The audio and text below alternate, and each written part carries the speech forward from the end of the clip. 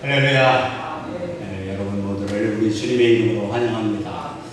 가정에서 비대면 예배 함께 참여하고 있는 모든 성도님들 주의 이름으로 환영하고 주님의 영광, 주님의 은총이 여러분의 가정에 가득하시기를 주님의 이름으로 축복합니다. 우리는 경주자다라는 이야기를 지난주에 사도 바울의 말씀 통해서 우리가 나누었죠. 인생은 경주와 같습니다. 우리는 평탄한 인생을 꿈꾸고 번창하는 내일을 꿈꾸고 있습니다. 그러나 우리가 지금 달리고 있는 이 인생의 경주는 어떻습니까? 너무나 장애물이 많고 생각하지 못했던 어려움이 우리를 짓누르고 있는 그러한 현실 속에 우리가 살고 있습니다. 그것이 우리의 현실입니다. 인생을 경주라고 우리가 말하게 될 때, 경주라는 그 단어를 떠올릴 때 제 마음속에 손기정 선수가 생각이 났습니다. 이 손기정 선수 얼마나 유명한 분입니까? 1936년 베를린 올림픽의 꽃이라고 할 수 있는 마라톤 경기에서 우승한 그러한 선수가 손기정 선수 아닙니까? 이 마라톤은 우승 후보로 뽑히는 사람이 있었다고 하는데 손기정 선수가 아니라 아르헨티나의 사발라라고 하는 선수가 있었습니다. 그래서 사발라 선수와 손기정의 다툼이었다라고 이야기를 하는데요. 처절한 사투 42.195km를 달리는 거니까 얼마나 인간의 한계를 초월하는 그러한 경주가 되겠습니다. 그 경주에서 후반의 막바지 코스인 비스마르크 언덕에서 손기정이 앞서가던 이 사발라를 추월하면서 그 경기에 결판이 났다는 것입니다. 결국 손기정 선수가 마라톤에서 우승을 했습니다. 그래서 그 다음날 그 아돌프 히틀러, 얼마나 유명한 사람입니까? 히틀러가 경기 다음날 손기정을 면담하고 격려했다라고 말을 합니다. 42.195km를 2시간 29분 19초, 그 당시로는 세계 신기록을 이 손기정 선수가 세웠던 것입니다. 그때 손기정 선수의 그늘에 가려서 우리에게는 잘 알려지지 않은 인물이 또 하나 있습니다. 바로 남승용이라고 하는 이 사람도 역시 한국 사람인데요. 이분도 동메달을 차지했던 것입니다. 1936년 당시에는 대한제국이 일본의 지배 아래 불법적인 침탈에 의해서 대한제국이 침략을 당하고 일본의 지배 아래 있지 않았습니다. 그래서 일본 대표팀에서 이 손기정, 남승용 두 선수가 한국 사람임에도 불구하고 일본 선수로 뛰어야 했던 가슴 아픈 과거를 우리는 가지고 있습니다. 그래서 로마자 표기도 일본식으로 손기정 선수의 이름을 표기해서 손기태이라고 표기를 했다라는 이야기를 합니다. 그렇지만 이 손기정 선수는 서명을 할 때 자기의 이름을 한국어로만 표기를 하고 또 그 옆에 한반도를 그려놓았다라고 그렇게 알려지고 있습니다. 그런데 그 이후에 하나의 사건이 있었죠. 조선중앙일보와 동아일보가 이 손기정 선수의 사진을 올릴 때 가슴에 있는 일장기를 지워버리고, 그래서 소위 이것을 일장기 말소 사건이라 해서 일본은 굉장히 큰 문제로 삼았었습니다만 손기정의 가슴에 일장기를 지워서 신문에 게재한 그런 사건이 있었던 것입니다. 그런데 비하인드 스토리가 있어요. 이 베를린 올림픽을 열기 전에 손기정 선수와 남승용 선수가 공식적으로 대표 선수가 되어서 올림픽에 참여하게 되는 것을 일본 사람들이 눈으로 보지 못한 것입니다. 그래서 이제 베를린에서 최종적으로 이 선발전을 치른다 해서 또다시 선발전을 치렀다는 거예요. 그래서 이 손기정 선수와 남승용 선수가 열심히 뛰는데 일본 선수들이 뒤쳐져서 달려옵니다. 뒤에서 달려오던 일본 선수들이 갑자기 보이지 않는 거예요. 왜 그런가 했더니 이 선수들을 지름길로 빼는 거예요. 지름길로 해서 돌아서 지름길로 가게끔 그렇게 했습니다만, 그럼에도 불구하고 손기정 선수와 남승용 선수가 열심히 달려서 결국 올림픽에 우승까지 거머쥐게 되는 아주 훌륭한 선수가 손기정 선수요 또 남승용 선수로 역사에 남아 있습니다. 우리의 인생길은 평탄하지만은 않습니다. 장애물이 있고 걸림돌이 있는 것이 우리 인생입니다. 그것이 바로 인생이다 라는 것을 우리는 경험을 통해서 잘 알고 있습니다. 그런데 우리가 알아야 할 사실이 있습니다. 우리 인생에 놓여있는 장애물이 결코 나쁜 것만은 아니라는 사실인 것입니다. 오늘 새벽에 일어나서 기도하면서 오늘 주일은 어떻게 하나님 인도하실 것입니까? 하나님께 기도하면서 또 뉴스를 보니까 뉴스에 이제 2.5단계로 방역을 격상시키다 보니까 수많은 자영업자들이 어쩔 수 없이 피해를 보게 될 것이다 라고 하는 그런 기사를 보았습니다. 그 기사를 보고서 얼마나 많은 사람들이 고민을 하고 고통 가운데 빠질까 하는 염려의 마음이 제 마음속에 들었습니다. 혹시 여러분들의 마음속에도 왜 내 인생은 이렇게 계속적으로 실패의 연속이고 고난이 계속해서 겹치는가 라고 생각하는 분들이 계십니까? 한편으로 우리는 생각할 바가 있어요.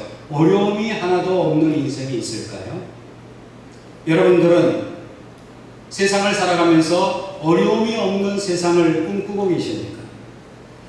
또 여러분들은 결혼 생활을 하면서 싸움을 한 번도 안 한 분이 혹시 계십니까? 그런 분이 계시다면 저에게 알려주시기 바랍니다. 어떤 사람은 주례를 부탁하러 왔는데 제가 참 기억에 남는 분들이에요. 주례를 부탁하러 와서 말하기를 자기들이 자기를 스스로 평가합니다. 이 신부 될 사람을 이렇게 이야기하면서 이 사람은 시문하고 자기는 장동건이래요. 그래서 제가 가만히 신랑 신부 두 사람을 살펴보니까 진짜 시문화 같기도 하고 장동건 같기도 한 그런 미모와 또 멋진 그 모습이 보였습니다. 아직도 우리 교회 잘 나오고 있고 신앙생활도 잘하고 있습니다. 그런데 제가 마음속에 질문이 있어요. 정말 시문화처럼 이쁘고 장동건처럼 잘생기면 부부싸움도 안 하고 아무런 문제도 없고 염려도 없이 잘 살 수 있을까요? 그런데 사실 사람들이 말하기를 안 싸우면 안 된답니다.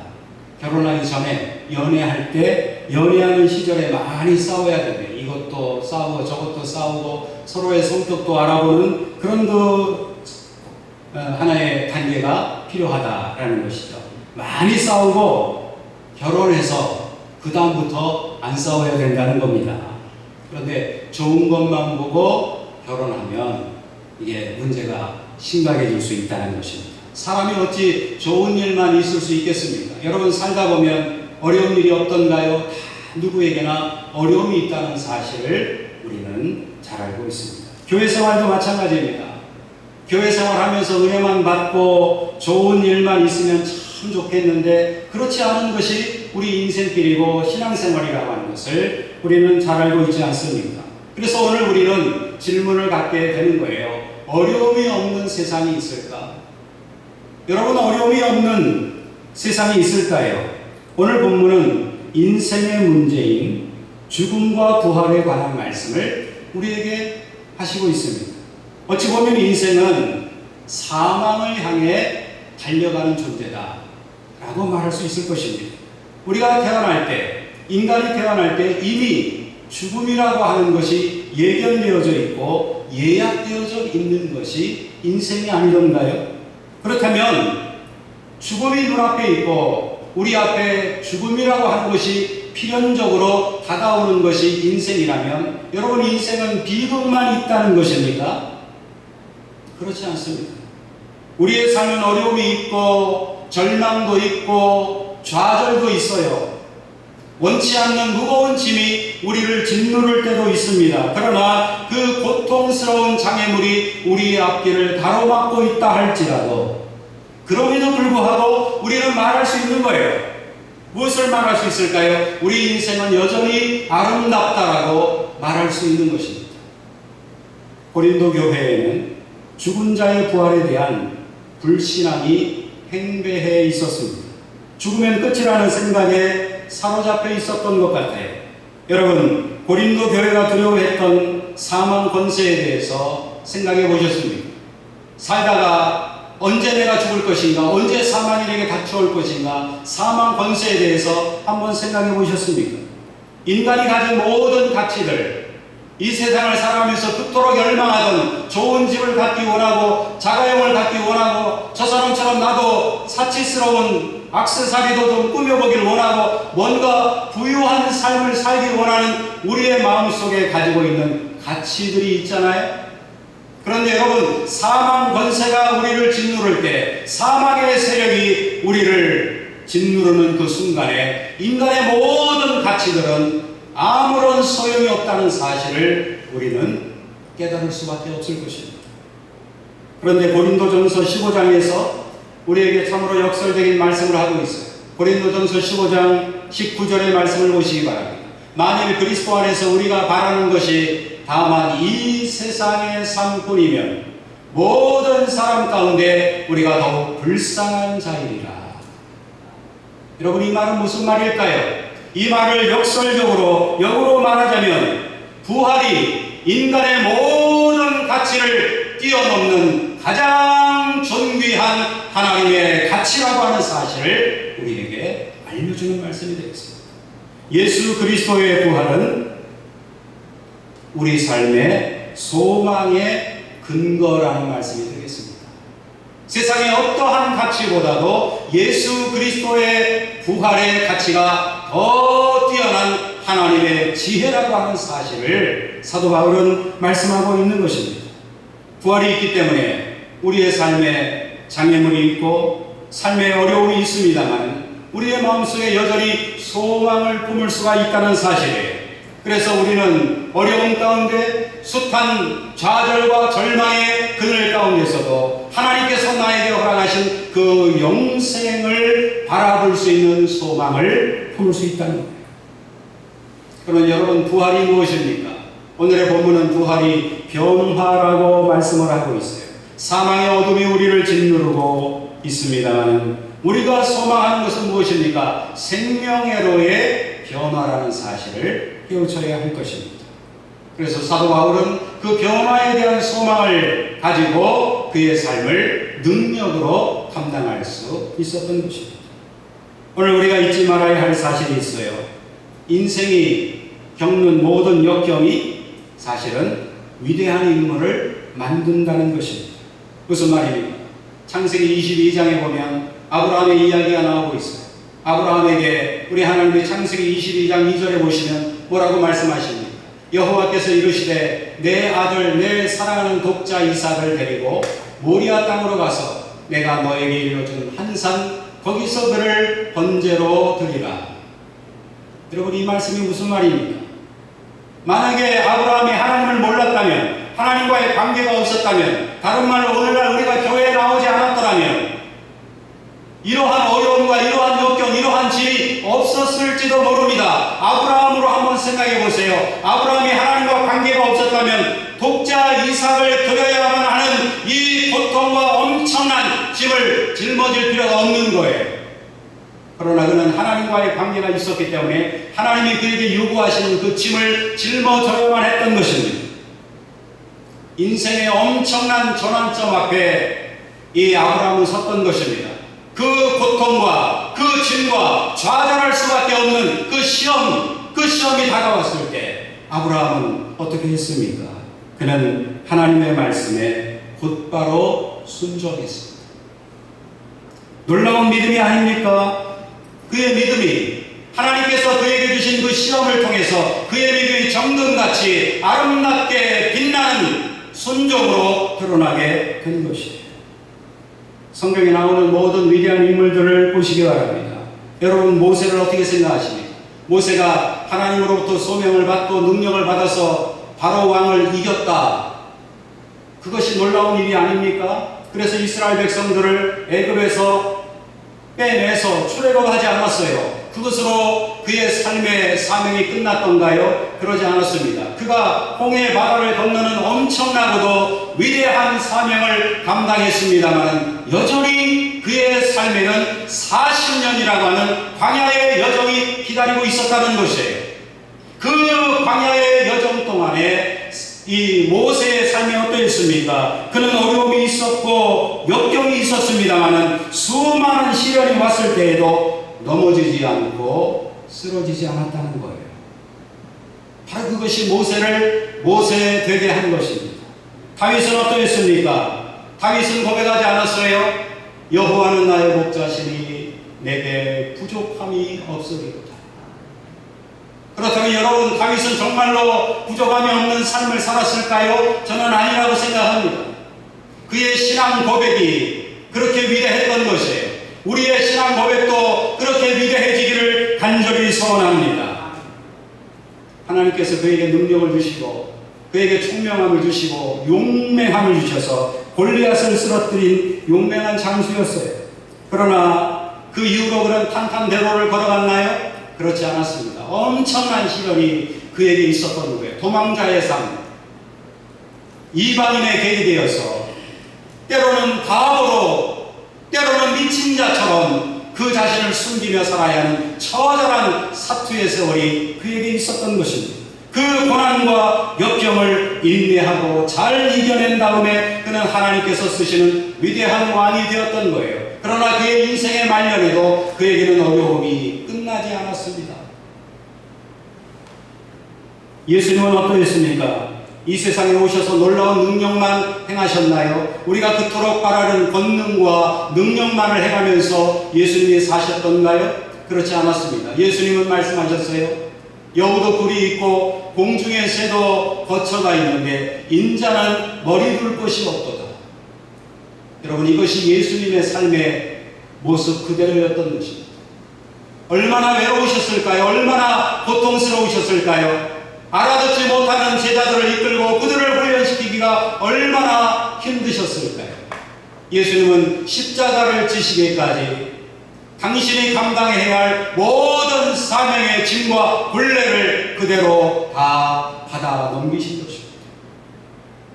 그 고난의 죽음 후에 부활의 영광이 있다는 사실을 우리 주님이 친히 몸소 우리에게 보여주시지 않았나요? 그래서 고린도서에서 사도 바울은 십자가에 죽는 것이 바로 하나님의 지혜다 라고 말씀하고 있는 것입니다. 사도 바울도 능력 있는 사도였습니다. 헬라 세계와 히브리 세계를, 양대 세계를 잇는 당대의 석학이었어요. 총망받는 젊은이였습니다. 그 세대를 이끌어갈 수 있는 율법주의자요, 학자요, 바리새인이요, 어느 것 하나 빼놓을 수 없는 뛰어난 인물이었어요. 그러나 그는 그 길, 탄탄대로를 걷는 것을 마다하고 주님께서 그에게 주신 사명의 길을 바라보면서 오직 십자가와 부활만을 그의 자랑으로 여기며 살겠다고 말씀하지 않았습니까? 그래서 그는 결국 순교의 자리에까지 들어갔습니다. 여러분, 우리의 삶은 어떻습니까? 우리가 그토록 바라는 부귀와 영광, 수많은 세상의 가치들이 있습니다만, 그러나 그럼에도 불구하고 우리의 삶에는 여전히 슬픔과 실패와 상처와 아픔이 있고 쉴 새 없이 흐르는 눈물이 우리 앞을 가리고 걷잡을 수 없는 이 어려움이 우리에게 있지 않습니까? 환난과 어려움이 우리의 삶 속에 첩첩이 쌓여 있지 않아요? 그런데 여러분, 우리 인생에 반전이 있습니다. 성경이 그것을 말씀하고 있는 것에 우리는 주목해야 합니다. 인생의 반전이 무엇입니까? 성령이 우리와 함께 하시는, 할렐루야, 성령이 우리와 함께 하시는 기사와 이적과 권능을 행하고 예언하고 방언하며 병 고치는 은사가 일어나게 되는 것을 믿으시기 바랍니다. 그러므로 우리의 능력이 어디서 나오나요? 나의 능력, 나의 지식, 나의 경험, 나의 어떤 세상적인 배경을 통해서 능력이 나타나는 것이 아니라 오직 성령의 능력을 힘입을 때 우리 인생의 반전이 일어나게 되는 것이에요. 세상이 우리를 힘들게 한다고 여러분 고통스러워하지 마시기 바랍니다. 우리가 이것을 직접 맞대응하지 않기로 생각해야 합니다. 누가 우리를 괴롭게 한다, 왜 저 사람은 저렇게 하나, 위정자들을 향하여서, 누구를 향하여서 손가락질 할 때가 아니라 이때는 우리가 기도해야 할 때인 것을 깨달아야 합니다. 하나님 앞에 기도하며 하나님 성령으로 이 세상을 바꿔주시옵소서. 저들의 생각을 바꿔주시고 교회를 향한 저들의 눈길이 변화되게 하여 주시옵소서.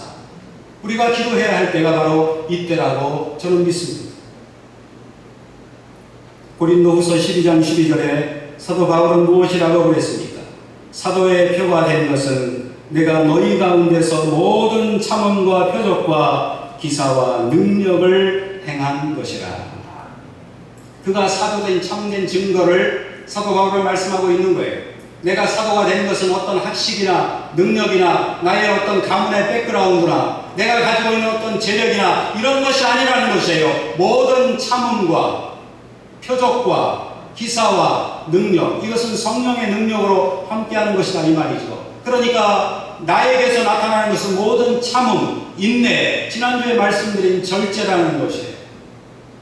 하고 싶은 말이 많아도 절제할 때는 해야 합니다. 표적과 기사와 능력이 우리 주님으로부터 나타날 줄로 믿으시기 바랍니다. 사도된 그 능력이 증거가 무엇입니까? 참음과 능력이라고 그랬어요. 지금은 우리 기독교가 인내해야 할 때고 절제해야 할 때고 오직 성령의 은혜를 사모하며 주님을 향하여 기도해야 할 때입니다. 인간은 고난을 짊어지고 있는 육신에서 벗어나는 것이 구원의 상태라고 잘못 생각하고 있었어요. 무슨 말입니까? 불완전한 육신, 이 육신은 죄덩어리이기 때문에 그 당시에 기독교의 수많은 폐해를 불러일으켰던 영지주의의 영향, 헬라 철학의 영향이거든요. 그들에 의하면 어떤 생각입니까? 불완전한 육신에서 벗어나는 것이 구원이다 라고 생각을 했던 것입니다. 그런데 성경은 무엇을 말씀하고 있어요? 육신을 벗어버리는 것이 구원이 아니라 오늘 본문이 말씀하는 말은 뭡니까? 영광의 몸을 덧입는 것이 구원이다. 놀라운 말씀. 사도 바울의 엄청난 신학을 여기서 우리는 발견하게 되는 것입니다. 우리의 영이 부활체를 덧입음으로 이루어지는 것이에요. 이것은 은혜로 있는 것이고 예수님의 십자가의 보혈로 덧입는 것이다 이 말이에요. 이것이 바로 완전한 구원의 상태인 것을 사도 바울은 말씀하고 있는 것입니다. 그리하여 사도 바울은 고린도후서 5장 4절에서 말씀합니다. 참으로 이 장막에 있는 우리가 짐진 것 같이 탄식하는 것은 벗고자 함이 아니요 육신을 벗는 것이 구원이 아니라 이 말이에요. 오히려 덧입고자 함이니 죽을 것이 생명에 삼킨 바 되게 하려 함이라. 사도 바울의 이 창조적인 언어를 살펴보세요. 참으로 놀랍지 않습니까? 예수 그리스도로 덧입어야 한다는 거예요. 내가 스스로 벗고 해탈하고 내가 어떤 의의 상태에 들어가는 것이 아니라 예수 그리스도의 생명에 접붙임 받고 생명의 옷을 내가 입게 되는 것이다 이 말이에요. 그래서 고린도후서 5장 5절에 곧 이것을 우리에게 이루게 하시고 보증으로 성령을 우리에게 주신 이는 하나님이시니라. 할렐루야. 우리에게 이루게 하시고 내가 이룬 것이 아니라 하나님이 이루어 주시고 그뿐만 아니라 보증을 주시는데 그 보증이 누굽니까? 성령 하나님이시라. 성령을 우리에게 주신 이는 누굽니까? 하나님이신 줄로 믿으시길 바랍니다. 우리에게 어려움이 있고 삶의 장애물이 있습니다. 그러나 정말로 중요한 사실이 무엇입니까? 성령이 우리에게 보증이 되어 주신다는 사실이에요. 성령이 보증되어 주시면 어떤 역사가 일어날까요? 성령께서 우리를 도와주시고 우리와 함께 하시고 우리로 하여금 이 어려운 상황 속에서도 예수님을 영접하게 하시고 주님 앞에 나와서 믿음의 생활을 할 수 있게 하는 원동력이 무엇입니까? 성령의 능력인 것입니다. 그러므로 사랑하는 성도 여러분, 눈앞에 있는 어려움을 더 이상 바라보지 마시기 바랍니다. 전능하신 하나님을 바라보시기를 주의 이름으로 축원합니다. 우리 하나님은 어떤 하나님이십니까? 시편 33편 9절의 선언을 보세요. 그가 말씀하심에 이루어졌으며 명령하심에 견고히 섰도다. 한 주간 동안 사시면서 이 말씀을 가슴에 새기고 묵상해 보시기 바랍니다. 그가 말씀하심에 이루어졌으며 명령하심에 견고히 섰도다. 여러분, 우리는 어떤 존재입니까? 하나님의 비밀을 맡은 자인 것을 깨달으시기 바랍니다. 하나님의 비밀이 무엇입니까? 죽음이 여전히 기승을 부리고 있는 세상에 우리가 살고 있어요. 그러나 놀라운 변화의 날이 있다라고 성경은 말씀합니다. 그것이 바로 성경이 말씀하시는 하나님의 비밀입니다.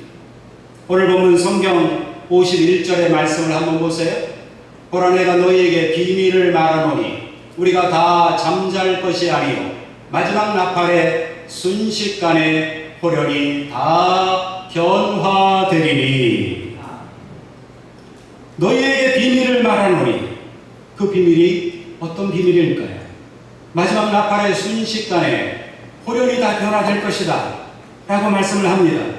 놀라운 변화, 그 변화는 어떤 변화일까요? 앞서 말씀드린 부활을 의미하는 것입니다. 여러분, 부활은 변화입니다. 생명으로 변화되는 것이에요. 죽을 것이 영원한 생명을 덧입고 변화되는 것입니다. 그리스도께서 완수해 주신 생명의 역사가 우리 가운데 임하게 되어서 영원한 생명 가운데 거할 것을 믿으시기 바랍니다. 이것이 바로 하나님의 비밀이에요. 출애굽기 14장 15절 이하에 보시면요, 이스라엘 백성이 홍해를 만나죠. 이것은 출애굽 사건의 하나의 클라이맥스입니다. 애굽에서 벗어나는 그 순간의 절정이죠. 홍해를 만났을 때 이스라엘 백성들이 원망합니다. 원망이 절정에 달았어요. 아니, 차라리 애굽에서 우리를 죽게 하지, 우리를 왜 여기까지 끌고 와서 우리로 하여금 여기서 죽게 하느냐 하면서 모세를 향하여 온갖 원망을 쏟아내지 않았습니까? 그때 모세도 하나님을 향하여 기도했어요. 그랬더니 모세를 보고 하나님께서 주신 말씀이 뭡니까? 야, 너 어찌하여 내게 부르짖느냐? 이스라엘에게 명령하여 앞으로 나아가게 하고. 이게 무슨 말입니까? 너희가 갈 길은 앞으로 나아갈 것이다. 여러분, 이거 잊어서는 안 될 것입니다. 우리는 누굽니까? 출애굽한 하나님의 백성인 것을 잊지 마시기 바랍니다. 그래서 모세가 지팡이를 들고 바다에 내밀었더니 어떤 일이 일어났어요? 출애굽기 14장 21절에 여호와께서 큰 동풍이 밤새도록 바닷물을 물러가게 하시니 물이 갈라져 바다가 마른 땅이 된지라. 여러분, 이스라엘 사람들이 그 홍해 바다가 갈라졌는데 그것도 질척질척한 그런 땅이 아니라 마른 땅이 되어가지고 걸어갔다라는 이야기를 22절에 보시면, 출애굽기 14장 22절에 보시면 그걸 구체적으로 이야기하고 있어요. 바다 가운데를 육지로 걸어가고 물은 그들의 좌우에 벽이 되니 라고 설명하고 있지 않습니까? 여러분, 이 하나님의 구원의 비밀, 이 창조적인 하나님의 역사를 그 누가 알았을까요? 그것은 바로 하나님의 비밀이었던 것입니다. 하나님의 구원의 역사는 모르는 자들에게는 비밀이고 오늘 우리에게는 알려진 하나님의 놀라운 역사, 구원의 역사인 것을 믿으시기 바랍니다. 사랑하는 여러분, 여러분은 하나님 앞에 능력을 받은 사람들이에요.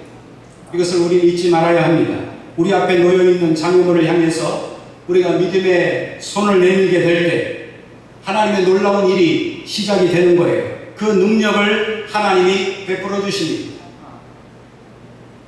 지금 우리 국민들은 마음의 불안과 염려 가운데 빠져 있습니다. 그래서 지금 현상이 어떤 희생양도 바라보는 거예요. 누구를 향하여 손가락질도 해보고 누구 때문이다 라고 말하고 싶은 생각도 들 것입니다. 코로나 사태 이후에 사람들의 생각이, 야, 내가 일상이 완전히 정지되어서 아무것도 할 수 없구나, 무력감에 빠져 있어서 내가 살아있지 않은 것 같다라고 생각하는 사람이 60% 이상이라는 거예요. 무슨 말입니까? 절망과 좌절감, 울분과 두려움, 이것이 모든 사람들의 정신세계를 사로잡고 있다는 거예요. 왜 많은 사람들이 이런 울분과 무력감과 누구를 향하여 희생양을 잡고 누구를 공격하며 울분 가운데 분노하며 그 속 안에는 두려움으로 가득 차 있다는 말입니까? 그 이유가 무엇일까요? 그 상황의 근본은 이유가 하나인 것입니다. 지금도 우리와 함께 하시는 전능하신 하나님, 치료하시는 하나님, 우리를 구원하시는 그 하나님을 바라보지 아니하고 눈앞에 있는 상황만 바라보기 때문에 무력감과 좌절감에 빠질 수밖에 없는 것입니다. 오늘날 많은 사람들이 부활의로의 변화를 이해하지 못하고 있습니다. 생명의 변화를 알지 못하고 있습니다. 옛날에 장례식을 집례할 때 생각을 해보면요, 그동안에 한 40여 분 장례식을 집례했습니다. 근데 처음 초반에는 다 대부분이 매장이었어요. 산에 올라가서 본dom을 파고 시신을 안장을 하고, 그 예배들이 하반 예배라고 그러잖아요. 그런데 요즘은 뭐 다 이제 그 화장장에서 고인의 유해를 이제 화장을 하니까 그런 풍습이 이제 거의 보기가, 저도 목사로 이제 집례하지만 보기가 굉장히 힘듭니다. 그런데 과거에 그 하반 예배를 드릴 때에 그 말씀드리는 핵심적인 주제가 뭐예요? 우리가 지금 이렇게 이별을 하지만, 한 줌의 흙으로 돌아가지만, 그러나 마지막 날에 주님 안에서, 주 안에서 함께 만나게 될 것입니다. 영원히 살 것을 소망하는 부활의 소망을 증거하는 것이 장례식의 핵심적인 메시지가 아닙니까? 무슨 말이에요? 오늘 우리도 변화할 것이다. 우리도 변화되리라. 이 사실을 우리는 명심해야 할 것입니다. 오늘 보면 52절은 선언합니다. 우리도 변화되리라. 그런데 여러분, 이 변화된다라고 하는 것을 생각하게 될 때 변화의 주체는 누굴까요? 내가 변화되는 것, 나의 신념에 의해서, 나의 의로움에 의해서, 나의 지식과 나의 경험에 의해서 변화되는 것일까요? 오랜 생활의 수련과 수양을 통해서 변화되는 것일까요? 아닙니다. 하나님이 우리를 변화시켜 주시는 거예요. 그 상태를 52절에서는 말씀하고 있는 것입니다. 우리도 변화하리라. 어떻게 변화됩니까? 예수 그리스도의 십자가의 은혜로, 부활의 은혜로 변화되는 거예요.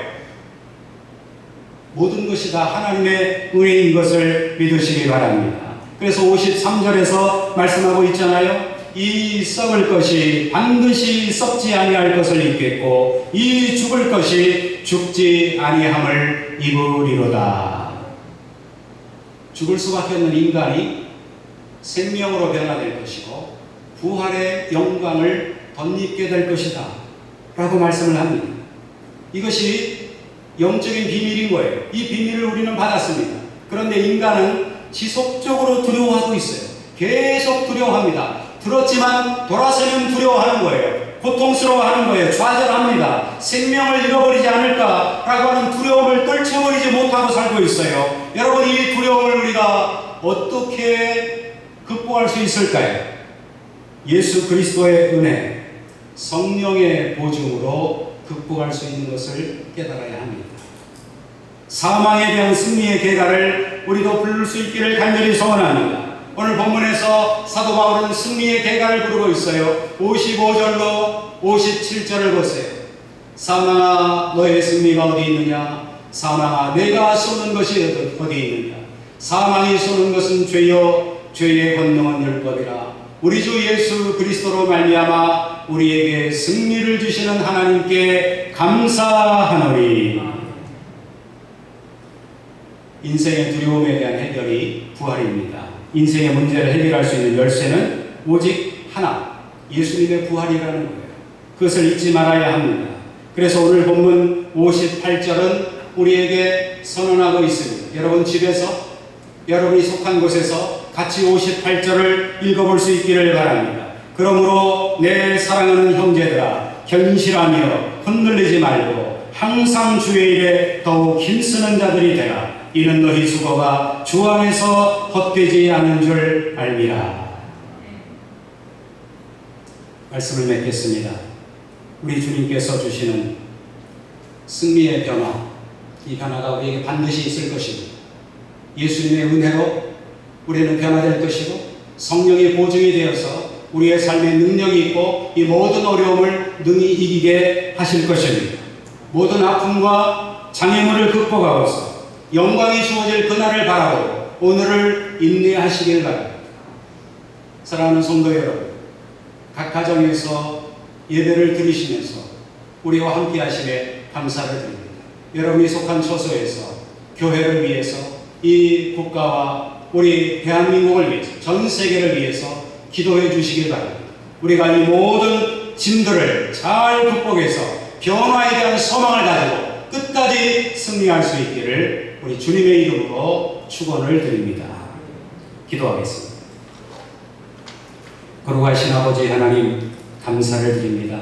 귀하신 말씀으로 우리에게 소망을 주셨사오니 변화에 대한 소망, 부활의 소망, 그리스도로 옷 입는 아름다운 소망이 우리 가운데 넘치게 하여 주시옵소서. 예수 그리스도의 이름으로 기도하옵나이다. 아멘.